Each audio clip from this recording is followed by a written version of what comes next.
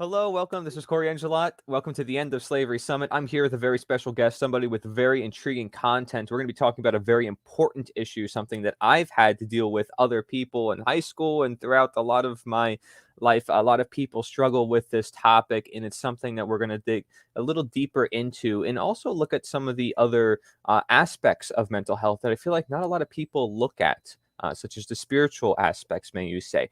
And I have somebody here. His name is John Penuel Chidester the third, and he also calls himself a saint, or at least that's his nickname. He told me, but I'm gonna have him introduce himself to the audience. He's got a lot of very intriguing stuff. Like I said, his website is thelostprinciple.com, so I recommend you check that out.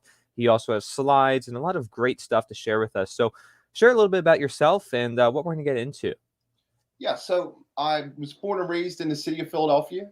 Uh, Grew up in the inner city. My mother put me in schooling that was outside of my neighborhood, so I was exposed to like multiculturals and beliefs, and all the different aspects of the system that as it exists. So, my name's John Penuel Chidester the third. Some people will refer to me as Mr. John. And if they say Mr. John, I'll know that they're talking to me from a facility or somewhere that I had worked in the past couple of years, a psychiatric hospital or rehab. Uh, I've done a lot of work out in the street for assisting, the members of humanity who still suffer. Okay, Yeah. so in the process of doing that and operating nonprofit recovery housing, which I call Dynasty Recovery Lifestyle, I was out on the streets in the city of Philadelphia, and I was assisting, members of humanity who still suffer, the homeless, people with severe mental health issues, people that are addicted to drugs and alcohol. And by doing that, they kind of gave me the nickname of Saint John because I would talk about spirituality very openly. I think it's something that needs to be talked about openly, and it has to be all inclusive. There's no such thing as a right or wrong way when it comes to all that. The only thing that really ever matters is not to harm another person. So Mhm. that's the golden rule. Everybody knows that. So, Yeah. but yeah, so I have one significant quote. I try to get it in with everybody when I talk to them. I put it all over my stuff everywhere. It's one's intention is the foundation of one's reality. If you have good Mm. intentions, more than likely you're going to have a good reality. And if you don't, eventually you will. If you have bad intentions, and this is my own personal experience, I have had bad realities. I mean, I've been everywhere from prison inside of a prison to dead twice. Mm. So I really take this topic very seriously, mental health, working in the field. I think it was really important to uh, understand and know what I was dealing with, like on every level possible. So, Right. Yeah, so we'll kind of tie that into people's personal conflicts and then sort of like the mentalities that we see throughout the whole world. I think we can get into toward the end. Maybe some of your personal experience. You said with recovery houses. I'm very interesting with that. Very interested with that because it seems like something that a lot. Some people they once they experience and see other people suffering, they realize their own scenario is not as bad, or they should be more grateful about their own life. And they learn a lot from just seeing other people and their suffering. And there's a lot to learn generally from any suffering, right? I mean, it's teaching us a lesson as to like sure. this shouldn't happen near to anybody, or we can prevent this, we can do something about it. So when we talk about the mental state of humanity, your first slide here, could you kind of go over what you're describing on this first slide? Yeah, so I gave you a couple slides. The one that I sent you was a rendition of a tarot card. It's called the Sun card, and I know Okay. like a lot of people don't believe in occultic practices and all that. That's fine, but this is what I'm going to say. Uh, They don't know about it. the state of humanity. Like I'm a rootist. I like to go to the source. Like where does this stuff come from? How did this happen? And in my research, I've come to the conclusion that there's symbolism being used against us as a weapon. Propaganda, the different types of media that's in play, um, food sources, general consensuses of like what's right and what's wrong. Like a lot of people, street justice, like, if it's not something that's pertaining to them individually, they ignore it. you know, and like we've seen that over the past 2 years, like all these people coming out of the woodwork to do stuff for themselves to benefit not only their families and their individual self, but their communities at large. So like they come out, you know, like because they were pushed into a corner where they had to do something. See, we don't have to let it get that bad. We can actually do something prior to that. And this is where the hope comes in, you know, like we have the power within us. So the first slide, it says mental state of humanity, the shit show description. So I'm just going to break it down to you. Like this is a brief diagnosis of the mental state of humanity. There's a lot of socio-psychopathic behaviors going on, you know, and they come from these roots of selfishness and self-centeredness. Now, this is my personal experience. Like when I was utilizing drugs and alcohol and I was living in a criminal lifestyle, I ran around and I hurt people, and it was all about me and what I could do for myself. If anybody got in the way of that, I either ran over them or ran away from them. Usually depending on if they loved me or not. If they loved me, they were getting it both. So, you know, and then the other part of it was the self-control, the self-centered, like the lack of self-control, like the lack of ability to find a solution, like being in and out of the process, like, you know, putting together a couple months without touching a drink or a drug, and then trying to figure out, you know, how did I get here again? I'm sitting in a jail cell. You know, I'm OD'd on a hospital gurney. How did this happen to me again? And like I had to explore, you know, like that more than what I believed was going on. Like I didn't know it all. Like I had to get out of my own way. That was a big thing. Like to admit to yourself that you were wrong, right? And then understand that there was something better in play that you could do for yourself that could affect not only you, but all the people around you. Like that's self-admittance. They call it self-acceptance. Once you admit it to yourself, now it's time to accept it. So once you accept it, you might have a better understanding of it. So the other thing, that's what I call like unconsciously unaware. Like a lot of humanity, a lot of the people walking around right now, especially in like the freedom movement and, you know, the anti this movement, there's all these different labels that go on. And there's a lot of diversity and chaos. And, you know, like they use the Hegelian dialect to try to separate us and keep us all apart. Because when we're aware of something, it changes the dynamics of our reality. It changes our relationships. You know, having the knowledge, like when it comes from within or whether it comes from someone else, when you have the inner knowledge of the situation, there's no gambling involved. Like, you know, the outcome, whether it's good consequences or bad consequences, you're going to understand what they are. So if I were to go out and pick up drugs again in my life or commit a crime again in my life, there's a consequence I'm going to have to pay for that. But if I were to turn around and open up nonprofit recovery houses and drive all around the city of Philadelphia in a limousine, helping people get to rehabs and, you know, helping people get on track with their recovery processes, there's good consequences that came from that. I built lots of good relationships. So that's like the shit show description. I mean, it's really bad. Socio-psychopathic behaviors. We're stuck in a lot of negative agreements as a society. And, you know, we use this term in the 12-step processes and in the facilities, it's stinking thinking. So like I said, if you don't have the knowledge, then you're using negative, if you're using negative patterns to like rectify things, negative processes to correct the situation, then you're not really correcting anything. You know, it's like putting a Band-Aid on a bullet wound. It's just not going to do anything. Right. A lot of the holistics, a lot of the healthcare that's available to people in the recovery process, whether it's mental health issues or drugs and alcohol or criminal lifestyle or behavioral health choices, they all utilize the standard system of the Rockefeller medicine organization that's out there. And if you don't know, you have to do your homework, like the origins of where all this stuff comes from. Allopathic. You know, I had to do some real homework. Like I had some ideas about, you know, like conspiracy and like, you know, like greed and government processes. So I tried to put these things together in a way in my mind where it was making sense to me. Like, Right. because there was times where it felt like everybody was out to get me, and the only Mm. person that was really getting me was me, and I still get me. Yeah. So, um, so I did want to say that But I like the fact you're willing to not just blame them, you're willing to blame yourself to some extent. Like you found where you had to blame yourself and you found where you had to blame these people who created the system because there's a lot of people I may talk to who had experiences and they went to jail.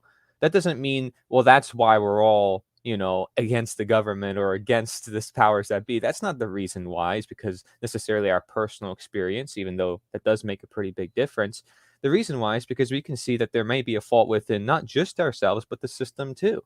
And that the system does not actually help ourselves. And we see it, right? We see it's not actually helping people. So you mentioned allopathic medicine and the Rockefellers Foundation and all this stuff. I mean, I agree. I mean, doctors don't learn about nutrition either, right? We don't learn how to eat properly. That's a really core fundamental premise for all of humanity absolutely, and how we absolutely, nourish ourselves. absolutely, and like the lack of knowledge, but also the lack of root. Like, all right, so a lot of people think the disease of addiction is something that you inherit genetically from your parents. Well, that just doesn't seem to be the case if you start doing this homework and you start looking at these different studies that are involved. Um, Thimerosal and different variations of it, when it's introduced to the bloodstream and it goes to the brain, there's studies that show that the dopamine DRD4 receptors and the opioid mu receptors are damaged, lessened, and weakened as a result of this. So I just talked about that in my last episode, but I Now, think that what's this this thimerosal? whole What's thimerosal, just for people who don't know? thimerosal is one of the chemicals involved with vaccinations. Okay. When I was a child, my mother did her motherly duty of taking me to the doctors and getting regular checkups and dentist appointments and all that great stuff. And you're part of this system, and you just think that this is the way it is, and this is the way it's supposed to be, and nobody questions anything, and we're all okay with it. Right. Well, I'm not okay with it anymore, and I had to come to that conclusion that like people don't care. People just don't care. So I started up a bunch of stuff, different social platforms, all that kind of stuff, to get involved with bringing people to the realization that they're not caring. So like the origin of the shit show, right? And I mean, this is exactly where it comes from. It's not just these high level elites and greedy, you know, whatever they are. Some people refer to them as dark occultists. Now, some people call them the Illuminati. I don't buy into any of that stuff. I think these people know knowledge on a psychological level that they've been utilizing against us for generations, probably since the beginning of mankind or humankind. And like a lot of people, well, I don't believe in that. That doesn't. Well, the good news is that it's good that you're not supporting a negative system. Okay, but to ignore the fact that it exists, just because I don't believe in something or you don't believe in something, Corey, doesn't mean that other people aren't believing in it and following it. I Right. really get like choked up a little bit when I talk about the psychology and the symbols because everything that I've done up to this point has been symbolic as a representation of standing for what's right, standing for love and truth and freedom. You know, um, who is the adversary? Like this is one of the things that I couldn't figure it out. Like I'm looking at people and they're telling me, well, you're studying that stuff and this stuff's going on, and and these are people that are carrying around religious books that's Mhm. filled from Right. front to back with symbolism and dream interpretations and It's all around us. prophetic visions and remote viewing and all these topics that are like off topic. So Yeah. that's the origin of a lot of it. People don't And realize how much the occult is around them, and all it stands for is hidden, right? So right, all it means is yes, there's knowledge or there's certain things that are influencing you that you may not know are influencing. Like you said, it's kind of like you're unconscious of it. but it's happening, and I think that also affects people's mental health, right? It's like those things that are in the background, or those things that people expose themselves to, they don't realize what it's doing to them, or Right. like the Exactly. vaccine, for example. Exactly. So, you want to do your homework when anything you're putting into your body, you should thoroughly understand what you're doing to yourself. Mm, I'm struggling right now. I gave up cigarettes. So it's another addiction, a behavioral action that I'm trying to cancel out. And this is what I try to explain to people, like now we're at our recovery plan of the slide, right? And this is okay. the best part because, like you got to understand, like your brain is what's controlling you and your perspectives and your abilities and your attitudes, all on the mental level, all comes from our brain. So we've been bombarded with attacks and propaganda and all these different things. So what I always tell people in the groups and the seminars that I conduct is that you have 4-lane highways of neural pathways in your brain that are for destructive practices, negative attitudes, negative affirmations, Mm, de-affirmations, all these different things. And you have 4-lane highways and you just shut them down and put up a toll booth. And then you've got these dirt trails of things that you may have known as a child, neural pathway, dirt roads that need to turn into 4-lane highways. So mm, like I utilize the brain as the key to the answer, to the key to the solution, because in our recovery plan, what we want to do is we want to set ourselves up with totally understanding the origin of our situation. And then, well, first we have to realize that it's occurring. Then we have to, find the origin. And then once we find the origin, it's about, well, what do we do to get away from that? How do we work towards, moving towards the, light, so to speak? And mm. with a good recovery plan, you'll work your brain. You'll work your brain. You'll retrain your thought patterns. Okay. You'll develop systems that assist you with that. Maybe alarms on your phone or other things along them lines. So we're going to get into that a little bit more with the other slides. I Sure. really want to delve into that a little bit because it's important, like how Okay. we're going to get there as individuals, as a species. How do we get there? Okay, great. Yeah. So you have your next slide goes over the definition of psych, and it says from the 1640s, animating spirit, the human spirit or mind. Isn't that interesting? And I actually didn't know this. From Latin psyche, from Greek psyche, the soul, mind, spirit, life, one's life. And everybody always says, "Oh, well, spiritual that has nothing to do with science." And yeah. Mm. um, the invisible animating principle or entity which occupies and directs the physical body, understanding the mind as the seat of thought, faculty of reason, also ghost spirit of a dead person, probably akin to psyching, to blow, breathe, also to cool, to make dry. Interesting. So, Yeah, so why is that? Yeah, what's let's break what's this down. involved here is we're talking about psychology. We're talking about psychiatric. We're talking about these words have origins. So psychology Right. or psychiatric, they mean something. And definitions of words don't change just because we try to change them. They Mm, are what they are. I'll always be me, you'll always be you, bro. right. Like and that's the realest I can get with it.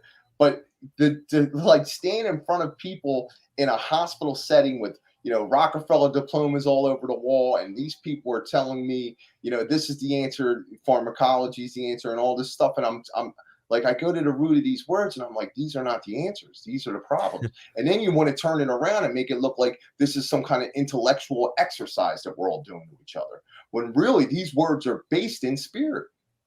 Hmm. It's very interesting that a lot of people, they'll say that they don't believe in spirituality or they don't believe in, religion or, any of that kind of stuff. But yet they'll use the word psychology on a regular basis. Yeah, that's interesting, right?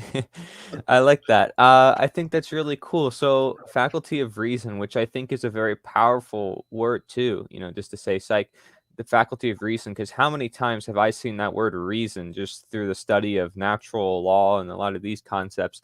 Understanding the mind and how the mind is responsible for everything we create in this world. Everything starts in the mind, principle, mentalism, right?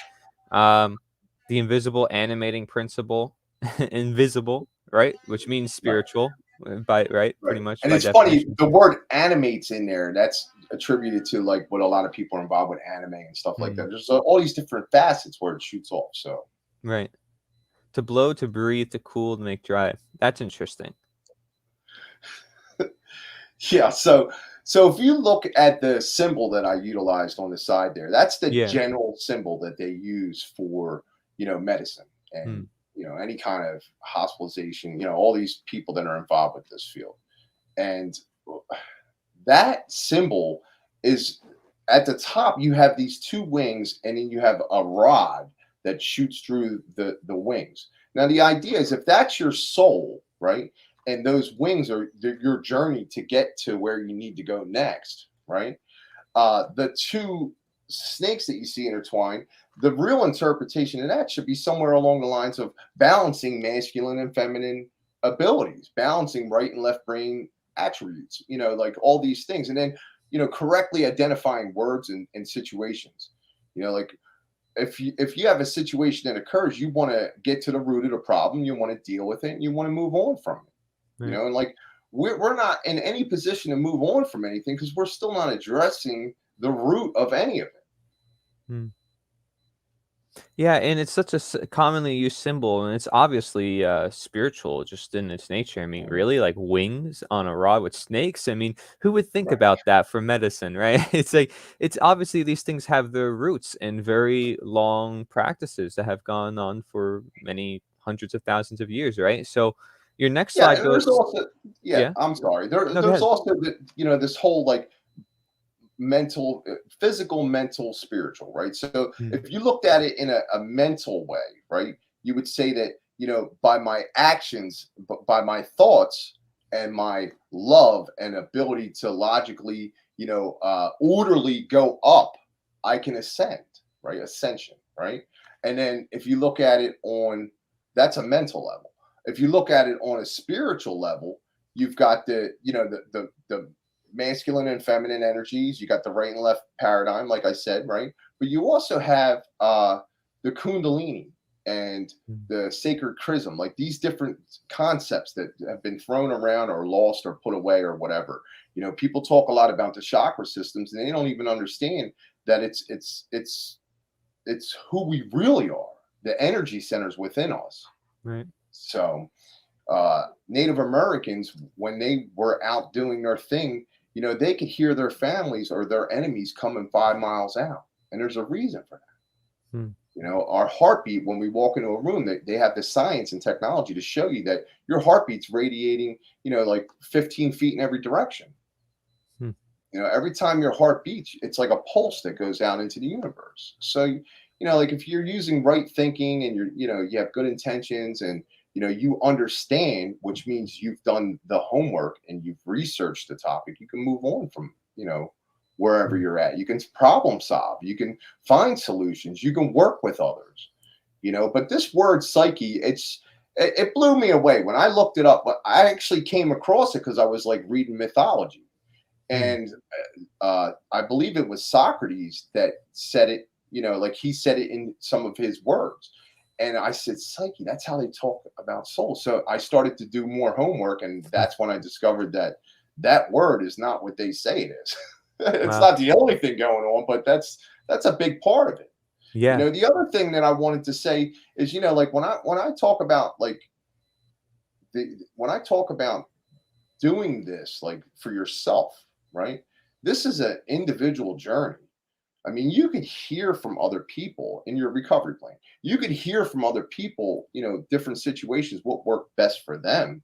But you have to find what's going to work best for you, and that's the most important thing.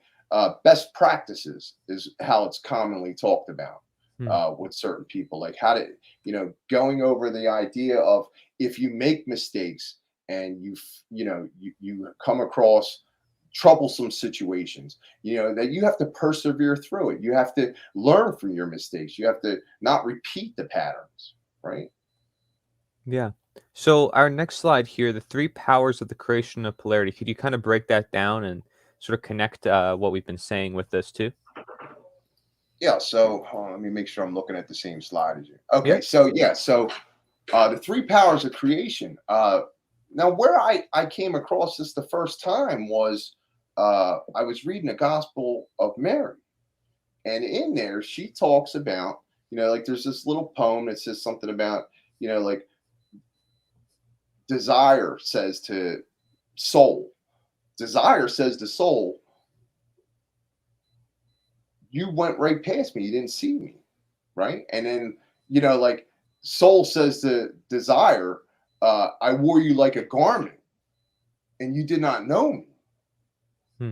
Right. So, like desire seeing soul ascend while this is going on. So it's the process involved with it is that these three powers create the duality, the polarity that exists in our society. So uh, duality is something that's definitely there. There's no way you can get around it. I like the picture that I have because it kind of shows that a little bit, right? But the other thing is Beautiful. that every single thing does have its opposite, and I utilize duality and polarity in groups when I'm talking to people about the recovery process. And this is my personal experience that if I hadn't had those experiences that were like, hitting a bottom, having the darkness, over my life, uh, you know, being at the lowest point, like if I hadn't been there, there's no way that I would really understand and appreciate what this looks like in life. The happiness, the joy, the love, the connection, the unity. Like Mhm. without this part of my life, this wouldn't even be relevant to me.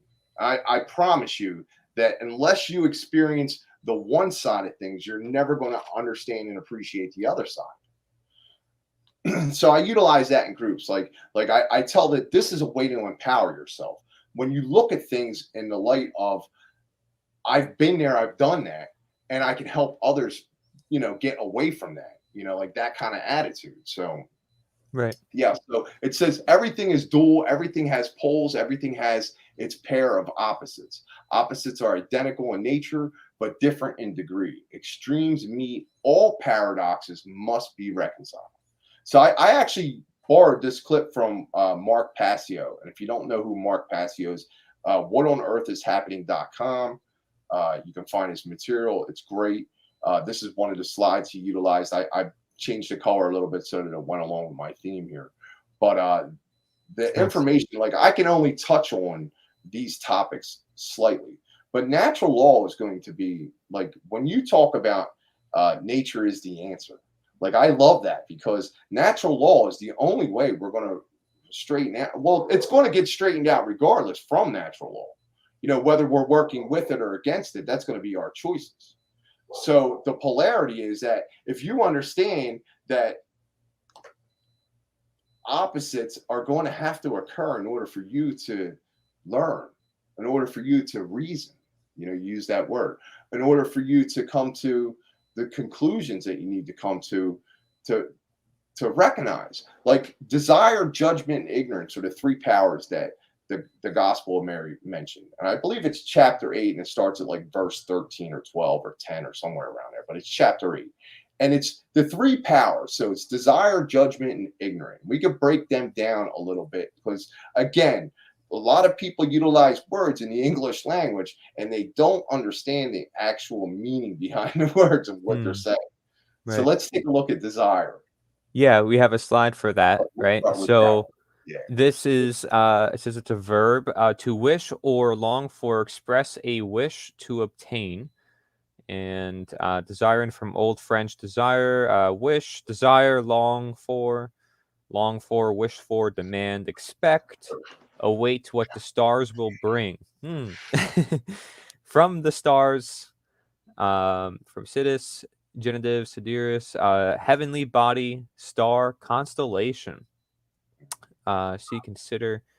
Yeah. So, yeah. So tell us a little bit about that. Okay, so I'm going to tell you what I believe desire is. Okay, and that's a very like vague definition, right? And it's all Right. over the place, right? It Yeah. talks about stars, it talks about spirits, it talks about connections, and trying to get somewhere, right? Trying to do something, trying to attain something, trying to you know uh, possess. right? Mm. It's control. It's all about control, right? Right. It's about embodiment of it's the fuel and the action when you deal with the principle of care.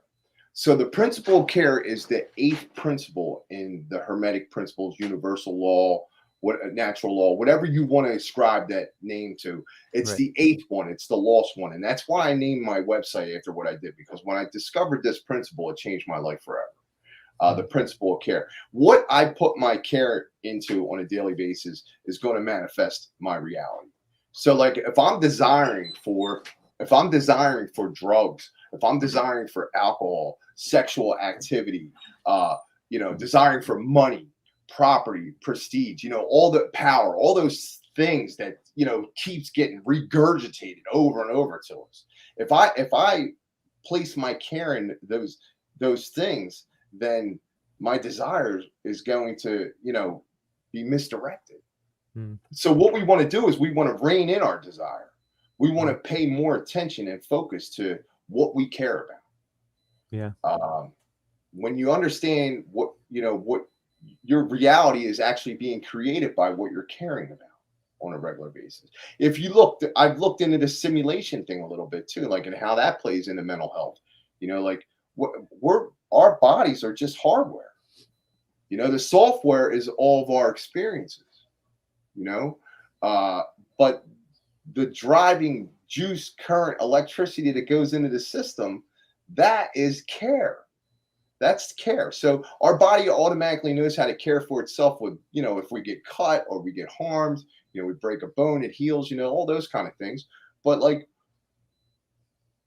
when it comes to mental, like, we how do we heal something we can't see? Right. So Right. like, they sell us this idea of pharmaceuticals and different processes that could or could not work, and we stand on the sidelines, not understanding where it really all comes from. So like, when to wish or long for, express a wish to obtain, right? 1200. This is an old word, right? To wish or long for, to express a wish to obtain, right? So it's the expression, it's doing, it's the actual doing of the caring. So like, Mm. I'm misdirected in my care. I'm caring about the wrong things. I have selfish desires. Unselfish desire would be, I just spoke to a woman yesterday.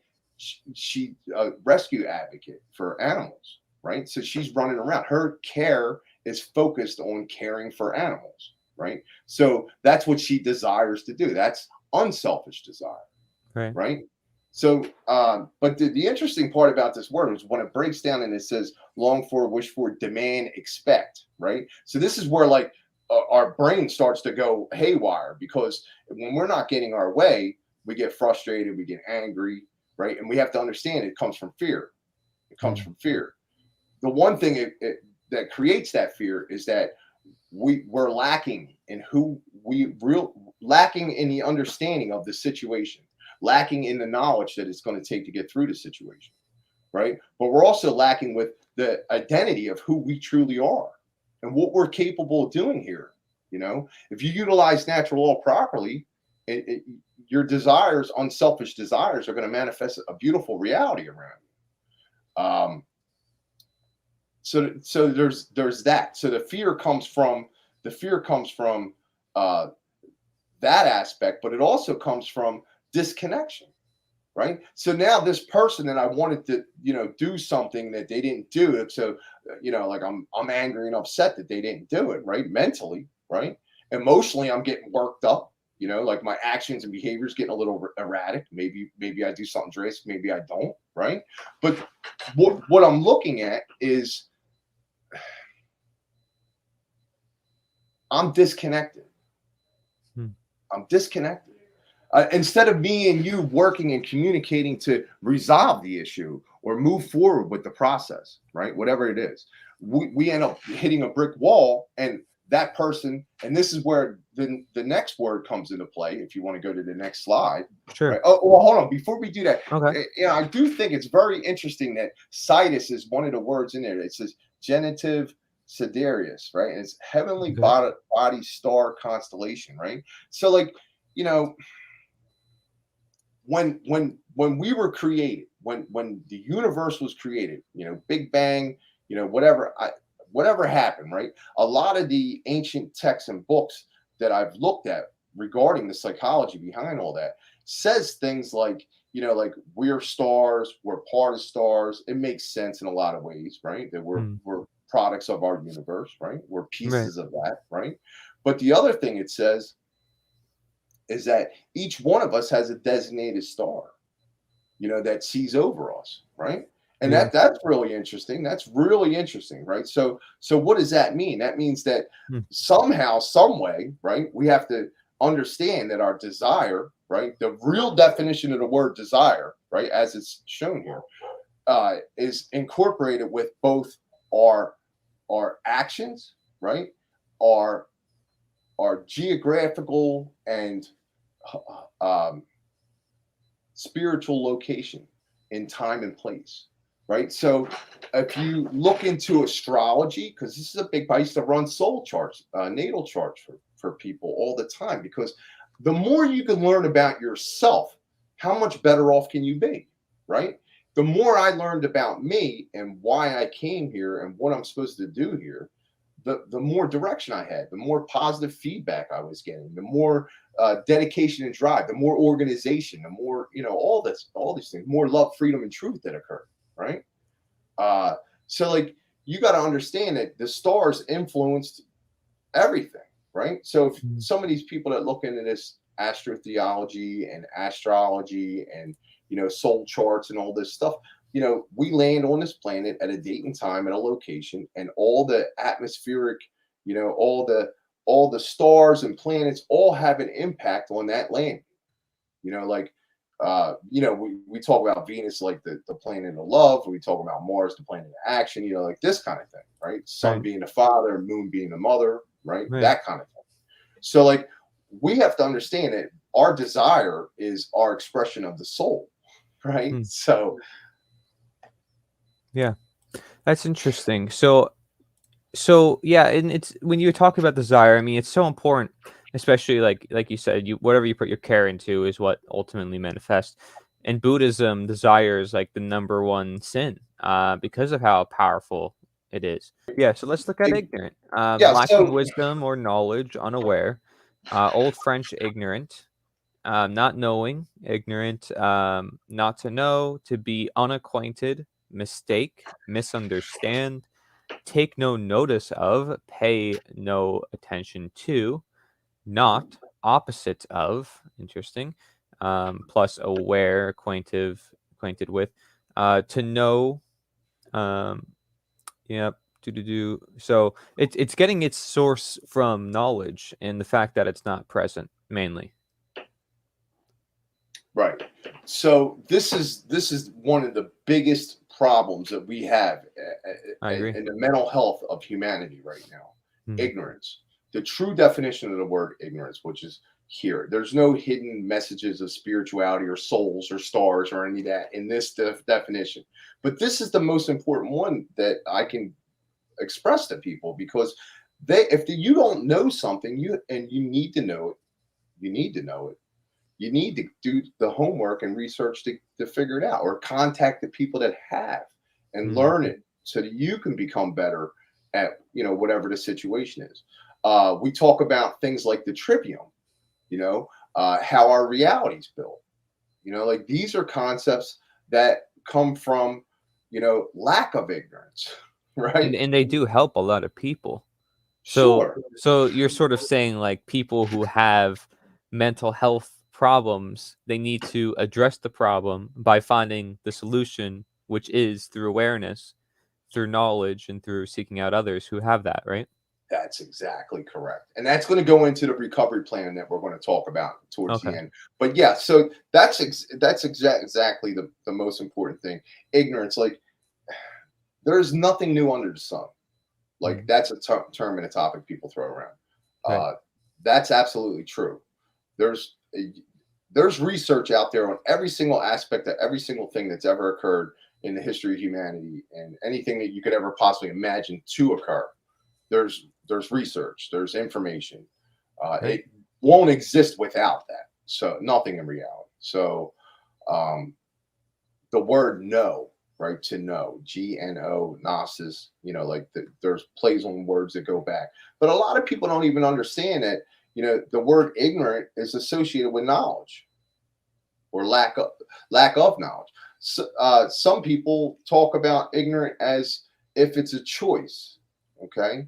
I think that it can be a choice, right? People are willfully ignorant, right? Oblivious to what's going on. Because, like we said in the beginning, that it wasn't knocking on their door, it wasn't affecting their life, right? So that's willful ignorance, right? But when we're talking about mental health issues, we have damage caused by the attack on humanity, or maybe, birth defects or things that could occur naturally, right? And the person's ignorant, not necessarily because they choose to be, but because they don't have the intellectual capability. They have an intellectual disability, Hmm. right? And that's something that, like, do we hold those people accountable for their actions? I believe we can. Yeah, but we can help So them, right? We don't have to like if even if somebody is like, let's say you say, there's psychopaths, right? There's people who are sociopaths, they want to control others. We may say they're the people who are causing a lot of problems, or they're not really the causers, they're the people who are influencing other people to cause problems, right? But they're very driven on getting that done. That's their desire, right? We may call that a negative desire. But yes, them doing that, we still have to acknowledge that they're still human beings at the end of the day, right? That they're still yeah, just like you and I, even if they completely alienate themselves from the world, put on titles and badges and all this stuff, and they become more to where we don't recognize them as human beings, we still can maybe find an essence of what you may call spirit, right? That soul yeah, within them. And you realize, like, do they have a soul? When we figuratively speak and say, well, this person doesn't have a soul, it's like because we don't see their empathy, or we don't see that there's a human quality in them that we're expecting of them, right? that's right. So I think we have to find that humanity, and that perhaps maybe helps heal our process in a world where we're detached from nature, right? I say Yes, nature is the answer, or detached from natural law, quite yes. literally. So Yes, absolutely. I agree 1000%, Corey. I really don't think we're going to get there without empowering each other with knowledge. mm, So, like, that's a huge thing. So these three powers are the reason why creation is the origin. It's the reason why creation, has these polar opposites because of these three powers. Now, in the beginning, when the souls broke away, or however it happened, right? And we manifested into this reality, and we, generationally came through over and over, or whatever you believe. It doesn't even really matter what you believe. We've lost our knowledge as a species. So we have to, like, pick and choose, and like dig around, and it's going to take effort. yeah, But without somebody caring about it or wanting to do it, or finding purpose and reason for doing it, right? That's a big thing, purpose and reason. Like, I'm not yeah, going to look into something if I don't have any reason to, hmm, right? Well, here's the reason. We're right, we're hurt. It's a shit show going on. If you watch any mainstream television, news, media, whatever, you listen to any radio, whether it's satellite or broadcast on your car or whatever, uh, movies, all the allegories involved, all these things, we remain in ignorance, right? So, and our misdirected desires is what's, like, how we pulled away from that. So we have to mm. work. We have So to when work we to. look at that, and like when we listen to that and we say, well, that was created for a reason, then it makes us want to like investigate a little bit more. Like, well, why? What was that reason? For what purpose was this music made? Was it made to get people dancing, or was it made to do something else, that we don't Right. really know that it's doing? Why do people listen to it? Well, what environments do people listen to it in? Like all the questions surrounding that, right? Because that's Yeah. going to be interconnected, I would say. Yeah. So So, yeah, you're right. You're absolutely right. And I don't understand, how we can move forward in any way whatsoever without empowering each other with knowledge. mm, The first thing that we should acknowledge to each other, acknowledge, right? Which is right? the action of knowledge, right? Yeah. Acknowledge the awareness of knowledge or whatever, right? So the first thing we need to do is understand that we are all part of the same thing. Like we're collectively in agreement with a lot of stuff that's causing a lot of problems, right? And we have to bring that awareness to the table. Like we should just be wrapping problems up as a species, one after another. And you think that that's what these different forms of government and systems that are in place, these old systems that we're no longer going to be successful using. Like as a species, we look around, we can see that these systems are outdated. So war and death and all these things, like there's truth behind this stuff, and like we have to find what that truth is. We have to find the solutions that work, right? But we have to have this working right. We have to understand how all the balances in the brain are working. So Yeah. the misdirected. So where are we at? First off, we understand it's connected spiritually somehow, right? We're misdirected desires, selfish desires, right? That's running us distracted all in different directions. And then willful ignorance, which is the majority, willful ignorance, right? People don't want to be involved unless it's affecting them directly. That's selfishness. It goes back to the first one, right? But then this last one that we're going to talk about, right? Judge. Yeah. Judgment. And this one's huge, right? This is how they get away with keeping us all. Oh, I want to make sure I click on it. Sorry. I want to make Yeah, sure I'm well, looking at the judge is same related slide to as the you. idea of justice too, right? And if we don't have a proper grasp on what is justice ourselves, then who gets to just decide and be the judge? Who gets to be the justice? Like other people can make those rules for us because we don't understand the rules ourselves. We're not participating in the rules. We're not creating them ourselves. We're not involved, right? And there's people, man's law, who impose their opinion on others and say, well, this is how things should work. But maybe there's natural law, maybe there's rules that we can enforce, that we own, that we have, that we understand, not just ones that are lists and lists long that nobody has read, because that's our system today. I mean, we have papers and papers and paper and books like this stacked high of information nobody has read, not even themselves, of law codes. I mean, it's ridiculous. But so here, do you mind if I read the definition? Go ahead. Judge, examine, appraise, make a diagnosis, to form an opinion about, inflict penalty upon, punish. Interesting. Try someone and pronounce sentence. That's already a lot going on. Make a decision, decide, think, suppose, to judge, pronounce, judgment, pass an opinion on.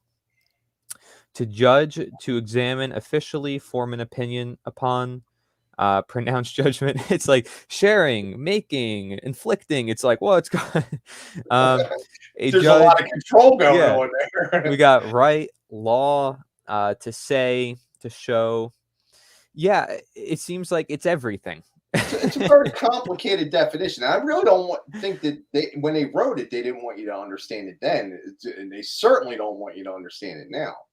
Mm, But when it says the words like appraise and make a diagnosis, right? So, like, all right, so that's not using trivium, right? That's not mm, using trivium, right? You can make a diagnosis, right?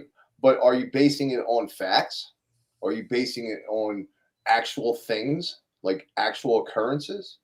You know, I think one of the reasons why the state of humanity's in its, shit show mode that it's in right now is because people are really misjudging everything.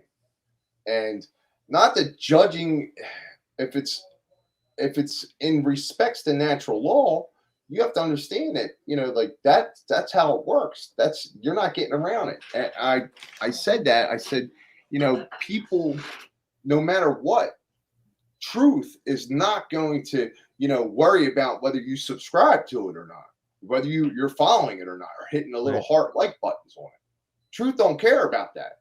Truth cares about natural law, and that's all it cares about. That's it. So, for one to recognize truth, that's really important. Like, having the cognitive ability to recognize truth. So how do you resonate with, you see something, how do you resonate to make it something that's true, right? Well, one thing that we can always capitalize on and use, right, in our mental outlook in life when it comes to making a judgment, right? Because we have to protect ourselves, our families, our friends, our communities, right? Our goodwill and our nature. We have to protect these things. How do we make that decision? How do we resonate with truth, right? And this is very important. our past experiences will speak for us, within us, right? So if you have past experiences that lead you to, like, I know that's a fact in my mind because I saw it, I experienced it, I witnessed it, I was there, it was me, I did it, right? Mm. Or I learned about it, whatever, right? And Right. then you can utilize that to come to a better conclusion. But the ultimate authority, like this word judge, the ultimate authority is not uh, man's laws. The ultimate authority is natural law. Nature is the only answer. So when I'm trying to put myself into a position where, like, judgment, right? So, like, give you an example. I come I come to the recovery house, everybody's acting a little weird. I get one of the people that live in the house to the side. He says, so and so has been talking to somebody on the phone about drugs, and they're using drugs, they're in the room using drugs, that kind of thing, right? So I have to make a judgment. Now, my experience is that I run recovery houses, right? And that these people use drugs and they relapse, and like, should it be a punishment? No, it's not a punishment thing. Not on my part. That's not how I operate, right? I use care, and that's what I stand behind. So, Mhm. I have to make some conclusions. But if I go in and I talk to the people and they're like, "No, we're not using no drugs." Okay, does it end there? I have to take into consideration the safety of not only myself but the other people in the house, right? So what I'll do is I'll give them a urinalysis. That's one of the things that they agree to in order to be in the house, right? It's not like I'm trying to have authority over anyone. We collectively agreed to, these are the terms of Right. how we're going to proceed, right? And now it's time for you to show me that you're telling me the truth, right? And it's okay if you're not. You know how many people I've done that to, and they turn around and tell on themselves right there without even giving you one? And that's amazing to me, because when I see that, I see something going on. I see that acceptance. I see that self-awareness, that conscious light that goes on within people, Mm. right? So these are very important things, right? When you recognize that stuff, that's all truth, like, resonating with the moment, the now, whatever it is. When you resonate with it, because the only thing that exists outside of us is truth. That's the only thing that exists. This is the matrix. This is all fear and anger and physicality and third rock from this, all that stuff. But the only thing that really is truth. So when we recognize truth, the reason we're recognizing truth most of the time is because we are realizing ourself. We're coming to some kind of self-awareness. Right. It's a very interesting topic. I mean, I could probably do a whole seminar on that, but I want everything that I do. I'm speaking from experience. I'm talking to people. I worked as a psych tech, right? And I used the little hashtag psych tech in a lot of my videos and clips that I Mm. used to put through the platforms. And psych tech is soul technician, right? Like that, you and I know that now, right? It's like a joke, Right. right? But I'm walking around with this badge on, and I doing my job, and like, I'm working for the enemy in my mind, right? But I'm trying to do my little part to help and assist humanity as best as I can, right? So Yeah. these three things are always the three things that have interacted with people and created their problems. But it also, and this is the great part, this is these three things, right? The recognition of them and understanding them is what brings us to our solution, right? So we as individuals can solve things now because we're recognizing these things. Mm. Yeah. So, I want to ask you, like, so you've helped people in person, and you had a lot of that experience. So, you applied these directly in your practice. You're saying, like, these tools, Yes, essentially. yes, absolutely. The When we get to the recovery plan, I'm going to break it down a little bit more. Okay. But So what we the have the right now is the 2 cards. Is that the yeah, recovery plan? yeah. So no, that's not a recovery plan. That Okay. that is that is the psychological symbolism Okay. behind what is going on and what needs to go on. Right. So the interesting thing about that, right, is that if anybody that's studied tarot or any of these things, right, occult practices, whatever, they'll come to you and they'll tell you magic, and they'll tell you this, and they'll tell you that, and they'll tell you, spirituality, and they'll talk stories about histories and futures and all that great stuff, right? But this is what I believe goes on with tarot. When I do a tarot card reading for somebody, right? I present the card to them, right? And the Mhm. card inspires their mind through the symbolism to speak, right? How does it relate to you? What are the factors? You know, when I do readings, I don't look for spirit or, like some kind of outer connection to work in play here. I deal with the person sitting in front of me and their psychology and their Mm. experiences. So when we're discussing what the card means, because usually I'll do like mind, body, soul, like 3 cards. But when we're discussing these things, right, the discussion is about what they're bringing out, not what I'm introducing. The card is what, like I just start describing the card to the person and what the meanings of on the card are, right? And psychologically, it triggers them to come to conclusions. Now, whether those conclusions are, my husband's going to, leave me, or, my child's going to, flunk out of school, or, whatever the results are, that's their conclusion. All I did was present the information that was provided in the card. So every single card in tarot, right? And I don't want to make this about tarot, but every single card has symbology, and it breaks down the psychology of the individual in a different way. Right. So, I'm a de-occultist. Like, I'm trying to break through this stuff, like all this haves and have-nots, and the different sides of the paradigm. Like, this is all, that's all rubbish. That's all mystical nothings. Like, whatever. People get dismissive, right? Mhm. But if you really understand, like, these people that created this deck, right, the Hermetic order, they have a huge influence on government and politics and all the things going on in our world today. So, like, the cards that I created, the card that I created was the shit show card, which is the world we're living in. Like, this is the upside down kingdom. Some people refer to it, like, and it's, you got the shit turd on the horse. The horse is all mangled up, and he's riding through, his reality, right? Mhm. So the sun, right, in that card, at the top of that card, the sun in that Yeah. card that I created, that is a meme that's like very popular on 4chan. And I doctored it up a little bit. I added a little color, and I gave it an eye.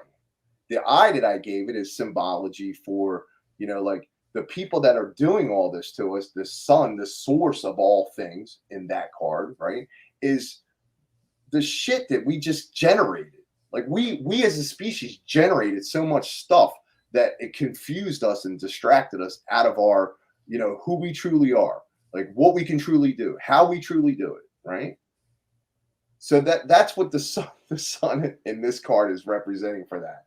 But the actual sun in the real card, that is, the source of all things. That's the light. That's the truth. That's the unveiling of truth, right? You see Right. this little kid, he's riding on a white horse. The horse is like a car. It's a vehicle. It's the means of how you do something, right? So you've got innocent child, pure, on the horse, like, uh, the white horse, which is like righteousness and, like, like glory and like honor and like hope and like all those good things, right? And he's trying to ride those vehicles into, into the existence.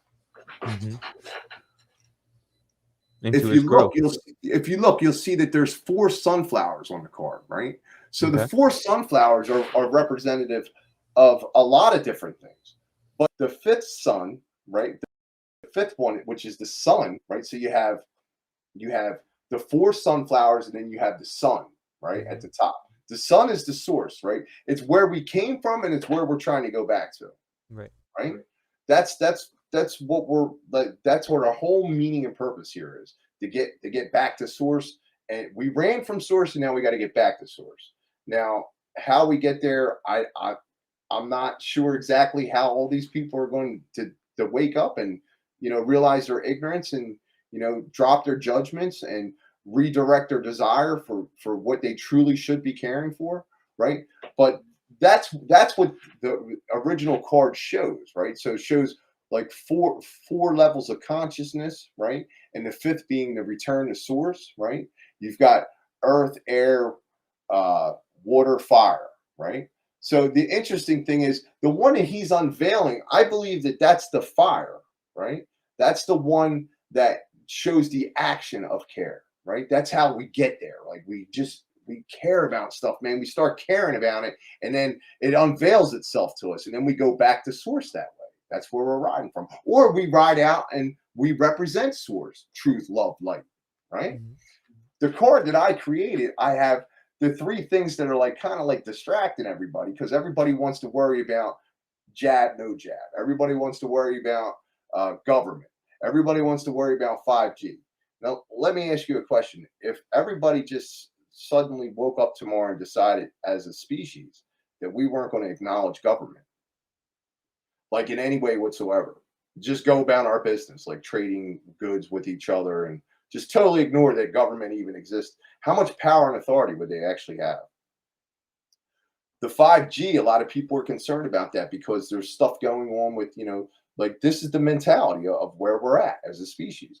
Like people are worried, like they turn this thing on, like, are these kids in these school systems, over the 2 years, they've been updating all these systems in the schools and everywhere else. They turn this stuff on. Like, are they going to pinpoint? Because the way I was explained 4G and 5G, the differences is that 4G is like walking into a smoky room, like we're all immersed in the smoke. But 5G is like a direct line right to you, right? So that's how it was explained to me. And that makes a lot of sense. And if you look at the technology, it really makes a lot of sense. But these are militarized weapons. They have the capability of being used as a weapon, and they have these things deployed in our schools. They have these things deployed in our hospitals. And what as a species, like mentality wise, right? What would shake our psyche to its core, right? What would shake us up? Our kids being affected by this stuff in the school systems, right? Maybe they do every other kid. Maybe it's just kids that had the jab. Who knows, right? Well, whatever their settings are with this thing. But if you're not doing what they want you to do, they push the button on you. Like a lot of people are worried about that, whether it's going to happen or whether it's not going to happen. People don't know, right? But the Mhm. other part of it is the no jab, right? The no jab that's on there. The third imitation sunflower, right? So you got to understand what sunflowers are, man. Sunflowers are great because when they come out of the ground, they follow the sun throughout the day. They chase the light, and they're beautiful, and they provide so much to our understanding of how important the sun is. Um, so the no jab one, I mean, like it's my body, it's my choice. All of a sudden, that's okay today, and it's my body, it's my choice. My mental, my mental health as a result of them, like me resigning from my position at a psychiatric hospital because I had to get vaccinations or testing, right? And I refused to do that, so I resigned from my position, right? Like the birds of the air, like I didn't have a huge bank account. I didn't have another job to run off to, like, but I wasn't worried about those things because I was standing on principles. I wasn't concerned about it. And somewhere within myself, I decided that it was time for me to get away from this corrupted system, right? So that's basically the unveiling is my action. Like that card shows you my action, like what I'm trying to do. I'm trying to care. I'm trying to help everybody out. I'm trying to give out solid advice. I'm trying to be there when my phone rings for the people, because sometimes you just need to listen. Mm. People need that. But if you notice I kind of did it like a bubblegum card. You see how it's got the one great work network on there? That I have that as the cape, the purple cape, because these are the people that are going to do it. The people that are not distracted, the people that are focused, the people that are using care, that are playing along with what nature has to offer us, right? Like these are the people that are going to do it. So that's why I created this card and I wanted to use it in this slide. The interesting thing about this card is that it was the second card that I pulled in my reading for humanity. And like I told you before, I'm not like a spirit ghost thumper, none of that stuff, right? But I found it very interesting because in a Celtic cross spread, when you flip that card, the second card, it's the immediate influence. So the first card was actually, it represented selfishness. When I looked it up and really researched, I was amazed. It represents total selfishness. And then the second card was the immediate influence, which was the sun. And I was like, wow, man, what a card. And then I found out like when you throw cards down, like some cards can be reversed, right? But the sun card can never be reversed. And I got confused because when I put the card down, of course, this was upright, the selfish one was upside down, but the sun card was on horizontal, not vertical, right? So I was confused. I wasn't sure how to read it. But the reason why this came out as the second card, and what I believe, my psychology, based on my experiences and how I'm putting it together in my brain, based on what I've seen, right, is that this is the choice. We have a choice. We could go with what we've been doing, right, the shit show, right, or we could start caring about stuff, working together, like-minded, and like really like end all this stuff, like bring out the real control. So their end game, right, is the little symbol I have at the bottom there. You see the WHO. Their Mhm. end game is to control us using WHO, the World Health Organization, right? Right. I've done some research, and it's in my last episode, episode 6. I talk about SNOMED. A lot of people don't know what SNOMED is. SNOMED is the organization, it's the international organization that writes all the clinical terms, all of the definitions, and provides all the strategies for billing when it comes to anything in the medical field, right? Anything. And SNOMED, it's international. It's not just, UK or United States, it's everywhere. So the interesting thing about snowmed.org is if you spell it backwards, right, it says grow demons, right? Grow demons. Like we need to watch and pay attention that even if we personally don't believe in this, the hookah of, ghosts and goblins or conspiracies or not, right? We need to pay attention that they do. Some of them do. Yeah. The ones at the very top are definitely dedicated to that. Hmm. So, like, Well, if you're know thy enemy. psychopathic and you're finding every way to control people, Right. anything that can So, use mental power against them, I mean, you're gonna want to find some knowledge that nobody else has, that some secret orders keep for themselves. sure, and that was part of my journey. Like in my recovery process, I had to go and look and try to figure out like where's the answers? How am I going to get myself straightened out? How am I going to find meaning and purpose to my life?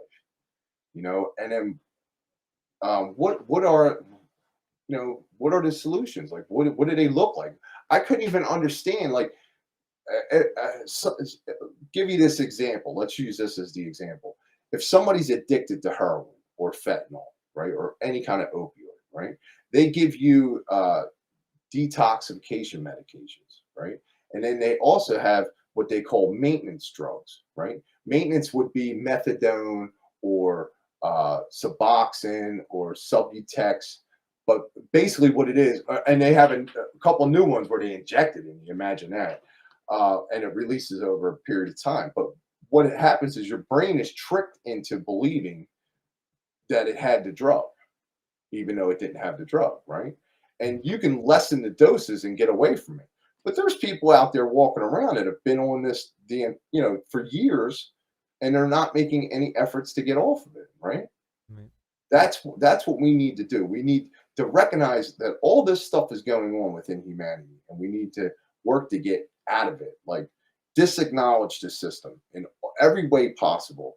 Um, I'm still in agreement with some things in the system, and the mental unclarity that I have, the mental health, the mental health issues that I have on a daily basis are usually a result of things that I'm in agreement with within the system.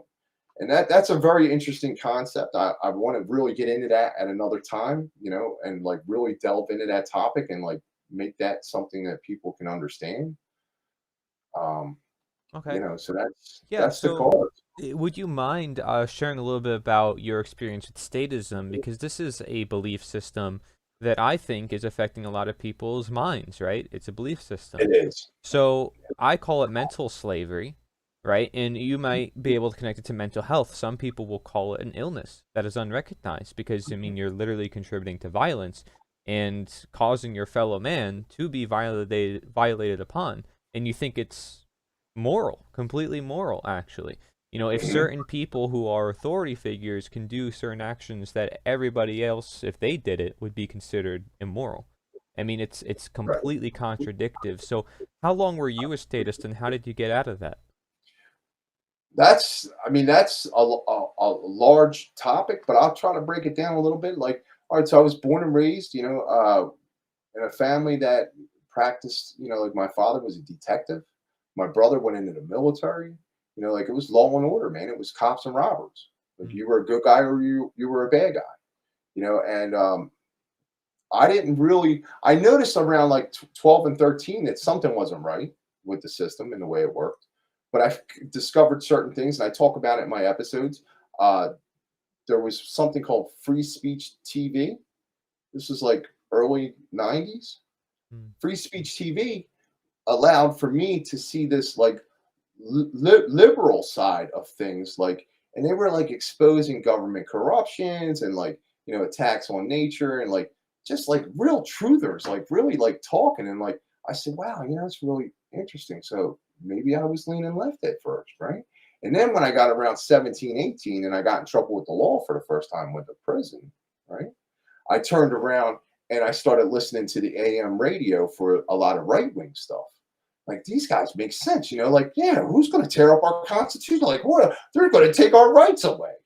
Like all this like hoopla, like right. you get all crazy about it, and taxes and death. Like they implant and ingrain this stuff into us from day one, and like being a product of the public school system, being a product of the propaganda and the movies and Hollywood and all the stuff that they've drenched us with.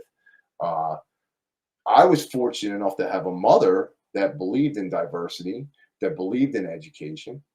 She made sure that I was educated. She made sure I was interested in being educated. It Mm, wasn't just about, putting him in a good school or putting him in a school where he's going to learn something, but encourage him to like want to learn something.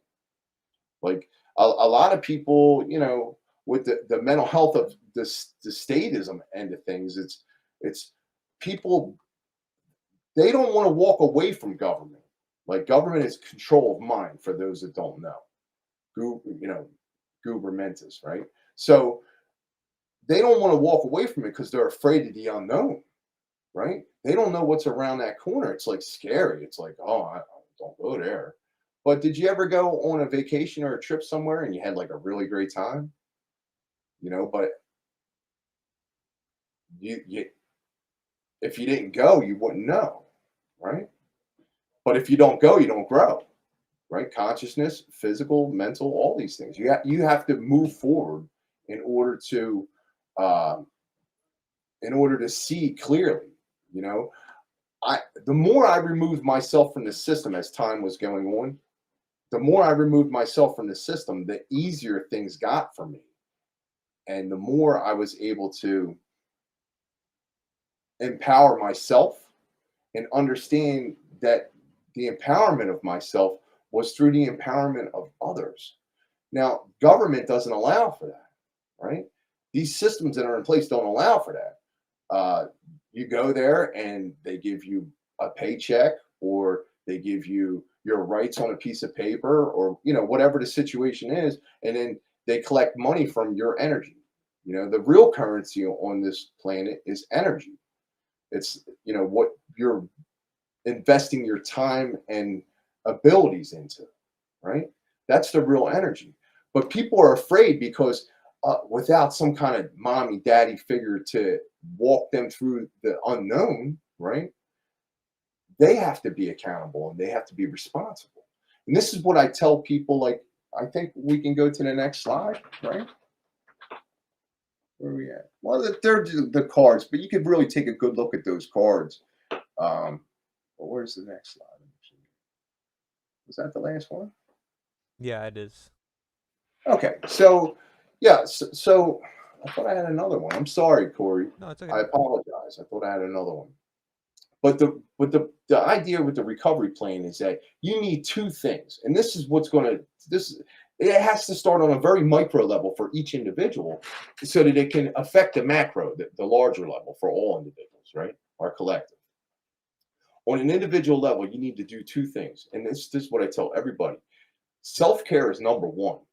Unless you're taking care of yourself, you're not going to be able to do anything that's going to be beneficial to you or anyone else, right? You're not going to live long. You're not going to live a good life. None of that stuff. If you're not taking care of you, take care of your mind, take care of your body, take care of your spiritual practices. And what is that? Like when I stand in front of them and I tell them that they have to practice those three things, right?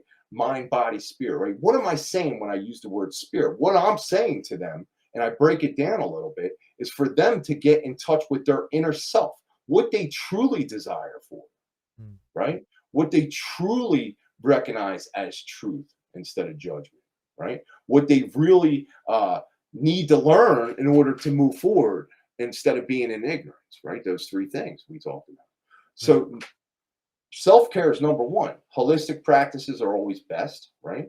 I suggest people journal, right? If you're on medications, if you're taking different policies and procedures that are affecting your mental health, write those things down and keep an account of what is going on, right? If I was taking mental health medication, now there's certain situations, life sustaining, whatever, and I tell people, look, some people are going to be on medication for the rest of their life. They're just not going to be able to get off of it. Maybe there's a holistic side to it that I'm not aware of. That's great. You know, if you find that and explore that, that's great. Bring it to me because I'd love to be able to share it with others, right? But for those that can get off, right? This is what I tell them: write down every day what's going on, how it's affecting. And this doesn't have to be for medication. This could be for that any behavioral delinquency that needs to be modified, right? Uh, how's it affecting my sleep? How's it affecting my awake time, my communication with others, my ability to eat, my ability to perform, right? Is it hurting me? Is it benefiting me? You know, like these, and if you write these things down, right, and this is for the people that are still stuck in the system on this level, right? If you write these things down, when you go to that 5 minute appointment with the prescribed doctor, right? When you go to that 5 minute appointment, you review your notes before you go, and you can say, for the past month, right? Because the goal with every doctor that you're sitting in front of is to get off the medicine. You need to very clearly state that that's your objective, because they'll just keep writing you scripts, till you drop dead one day. That's their job, right? So if you clearly communicate to them that your intention is to get off of the medication, right? And you've been exploring, holistic practices, whatever, right? You go in there and you tell them, this is, for the past month, I was able to sleep. I wasn't able to sleep. I was able to eat. I wasn't able to eat. I was irritable. I was arguing with my friends. I was a little mean to my children or my dog. Like those, all those kind of things, right? So he has to, the doctor would then have to factor that kind of stuff in. Like, do we lower the dose a little more this time? Do we not? Like these are all things that you're going to get at a journal. And that can go for anything. It doesn't have to be just medication. You can utilize journals for all kinds of things. And I recommend that you do. The second thing is so for self-care, the second thing is that you have to have a proactive approach to everything, right? And you have to be open-minded. Like I would not be where I'm at, and I wouldn't be able to do any of the things I do in this world if I wasn't open-minded. Like, no, I do not know everything. Okay. And yes, I am willing to hear it, you know. Uh, so that's like the main two things, right? Open-mindedness and willingness, right? You have to persevere. You have to move forward with whatever the plan is. So after you create your self-care plan, like you write down what your daily habits are going to be from here on out, right? This is when I wake up, I'm going to do a little bit of positive affirmation readings. I'm going to listen to a little meditational music, because I notice when I wake up, I'm a little irritable. I'm always in a rush. Like I feel like I can't get to the rat race fast enough. The shit show's going on and I'm the main character and I'm in it. Here I am running out the door, right? But I didn't take care of me. I didn't feed myself. I didn't do, so you set routines and things that work for you, that benefit you and those around you, right? Take consideration for them, right? And then the other end of this recovery plan, and this is one of the most important things, is my tribe. My tribe. Man, where would I be without my tribe, man? And this is what I tell these people, to go out there and find yourself a collective that's doing what you want to do in this world, right? If you're into sewing, go find a sewing club to sit down with, right? Anything other than what you were doing that was destructive, right? So, how does that look on, connecting with others, unity, all these things, right? They've empowered me. Without all the people in what I call dynasty recovery lifestyle, die nasty, kill self, right? If it wasn't for all those people, I would not be able to do this. I would probably be dead or in a jail cell, and I'm very Mm. appreciative to their experiences with me, right? Yeah. So my tribe on a global level, right? That's on an individual level, right? But on a community level, it sounds like a lot of the stuff that you've been talking about, Corey, and people like Derek Rose talks about, right? With the Yep. freedom cell movements. Like this is great stuff, right? But we wouldn't be successful in our movements if we didn't work to do these things, right? Yeah. So on a collective, right, that's going to be like Yeah. superly beneficial for us to exchange ideas, exchange knowledge, Right. and for the mental well-being of each other, to plug in and connect with each other and laugh and joke and Right. smoke and play the guitar, whatever you do as a collective, Right. like to have that communal interaction, like they used to call it in the Catholicism, they called it communion. They messed that all up. Really, what communion is what we're doing right now. This is communion. You know what I mean? And like, I don't know how it got so twisted. Like, I want the world to be a better place for my children Are and you my children. are you a resurrected saint? No, just kidding. That's what they call you, Saint Well, John? look, like I said, like I didn't give myself that name. Other people did, man. I'm not trying to, like there's no fees, there's no monies. Like I'm not trying to make money. I don't want people to donate to me. Like I'm not interested in any of that. Like for my own personal redemption of my own personal soul, for my salvation of self, right? Of who I am, truth, love, and light, right? That's what I Yeah. want to be, right? As I try to strive for that, right? The only thing that I'm going to be able to do, the only thing that I'm going to be able to do on that journey is to do it righteously, right? So I follow the path of others, right? Like we've had a lot of people throughout the history of humanity, right? I've I fell into some of these patterns. I like some of their behaviors. I read ancient sacred texts. I participate with Native American drum circles. Like those type of practices and beliefs, like burning the sage and like putting your hand and touching the ground and feeling like you're a part of Mother Earth. Like I practice that kind of stuff, because, and I recognize communion, like I just stated it to you, and confirmation. What confirmation is? Real confirmation is, like you think of something and then, you say to yourself, well, how will I know? Well, I'll know if that happens, right? And then you walk out the door and it actually happens. That's called confirmation. And I'll give you an example of that. So I was in a recovery house. I was very early on in my recovery years ago. I ended up relapsing after that, but it was one of my experiences. I was sleeping in a bed. The guy that was in the room before me that was sleeping in that bed overdosed and died. So like I'm walking into like, his diary with his depressive, like suicidal thoughts and, like, and he had a family. And it's like, wow, man, like addiction's really degrading and like like the sufferings I met and it's huge, the suffering involved.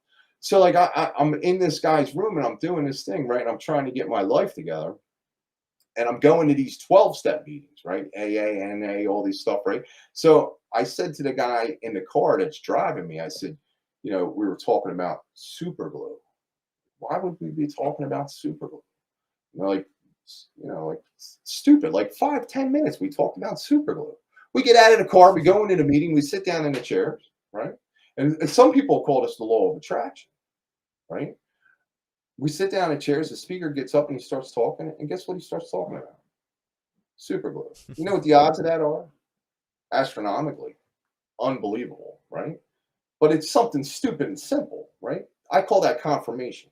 That kind of stuff happens to me all the time because I try to work with natural law today as opposed to working against nature, Yeah. right? It seems like we're in harmony when we're using natural law, right? And we know that nature is the answer and we're working through everything and doing everything the way we're supposed to. And we're not harming anybody and we're trying to uplift and educate others, right? That's what we do here.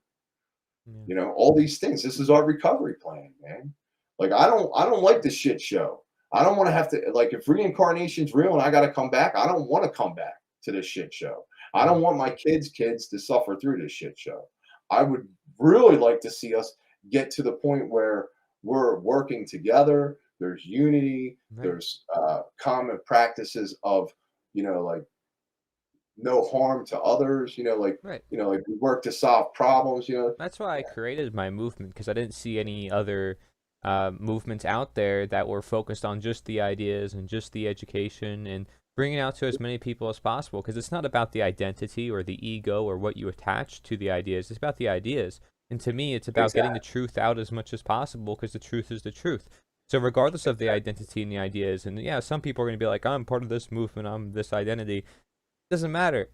The ideas are for everyone, and as long as the truth gets out to everyone, I think that's a win. And to me, a movement Exactly. was the best way to bring it to as many people as possible.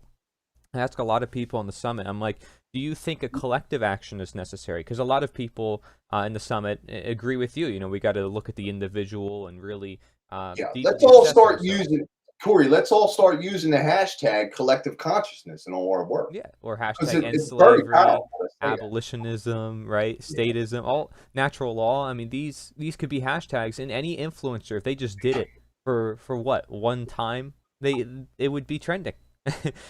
All it takes is one person or a certain amount of people, and anything can happen, right? It's just a matter of courage and willpower after they perhaps have some of that personal transformation that you're talking about. Thank you for going through exactly. all those steps. Is there anything else that you want to mention? Because we're about an hour and a half now. Is there anything else that you Yeah. want to mention? Well, no, I just appreciate you and your efforts. I Thank you, man. appreciate the You too. movement. Yeah, I appreciate the movement, man. Because if I wasn't a part of this, I don't know what I would be doing. I'd probably be helping somebody in some kind of way. But this seems Same like we here. have the ability to reach so many people with this, and I'm hoping that that my words and my actions don't my words don't fall on deaf ears. My actions don't fall on closed eyes. Like let me be the example of like I didn't my practical experience is why I'm able to say that caring is the most important thing, like what you're caring about. Think about My it. What you're practical talking experience. about is universal and timeless. Think about all the Yeah, politicians nowadays that talk about current day laws, current day people, current day events, and how that will just go out the window next year. right, I mean, what we're right. talking about is going to last forever, John. So I mean, it's powerful stuff. Yeah, so practical experience for me, if you're someone that's suffering from any mental health issues and you need help and you know, like I said, self-care, do your homework. My tribe plug in. If you go somewhere and those people aren't about what you're about, turn around, get the hell out of there. Go find somebody else, man. You're not obligated to do one. There's no one road. Like, somebody asks me, recovery, like, what's the best recovery plan, Mr. John? Like, Mm. and my answers are always the same. The one you work, that's the recovery plan that works. The one you work. Doesn't matter what it is, as long as you're not harming nobody and you're moving in the right direction, you're bettering yourself, trying to better humanity in some aspects. I'm just grateful that I had this opportunity with you, Corey, man. I'm really impressed with what you're doing, man. And, like to be a new member on the network and, and to go through and appreciate the content involved and, like we can. I know we can recover. We do recover. Hashtag we do recover.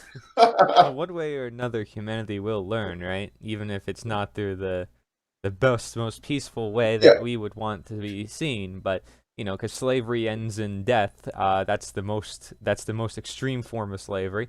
But otherwise, it's like you move along the spectrum. It's restriction, it's tyranny, it's slavery, and then it's death, right? But or you can go the opposite direction. It's possibility, it's enlightenment, it's knowledge, it's helping, like you're doing, empowering, and where you have freedom. So I mean, Yeah. freedom is the I'm total very opposite grateful, condition. Corey. I thank Very you. I'm very grateful. I, grateful I myself as love well. the fact that, most of the people that I talk to and assist, like, on this recovery journey today are people that impact so many people. Right. So it's like great because maybe I can't get in front of 30 or 40 people today, but I just helped somebody on the phone 5 minutes ago that turned around and he goes to work every day and helps hundreds of people. So it's Yeah. it's a great field to be involved in. Thank you. And Disassociated from I the would system encourage and anyone else to get involved if they want to. I mean, literally, right? I mean, we're one of the most please get open communities out there. We're not like some secluded independent media or, some organization that's like, oh, we only want certain. Like, no, we want everybody to get involved. Everybody's humanity. Everybody needs to help in this process of freeing humankind. And that's a process of everybody, every single person. You're absolutely. unique and you can embrace that uniqueness, and you always have something to share. I mean, you have a lot to share, a lot more than me, certainly, and that's okay, and I have other things to share, right? So I think it's really great, and that's why we come together. That's why we have to share these ideas. And if you guys want to see a lot more speakers like John here, go to nita.one/summit, nita.one/summit. This is the End of Slavery Summit. If you want to see a lot more of John's work, go to thelostprinciple.com, thelostprinciple.com. Thank you, John. Penuel Chidester III. Thank you for Thank you, joining Corey. us. And I appreciate it. Thank you, if sir. there's anything else you want to share, or is that it? Uh, practical experience shows that nothing ensures immunity from the first mistake in your life more than intensive work with others. Now, I stole that from the big book for AA chapter, working with others. It says practical. The original says practical experience shows that nothing ensures immunity from the first drink more than intensive work with others. Hmm. So of course, I took drink out of there and I put whatever needs to be put in there. Whatever needs to be put in there. Intensive work with others, Corey. Thank you. I appreciate it. Thank you, everybody, for watching. Take care.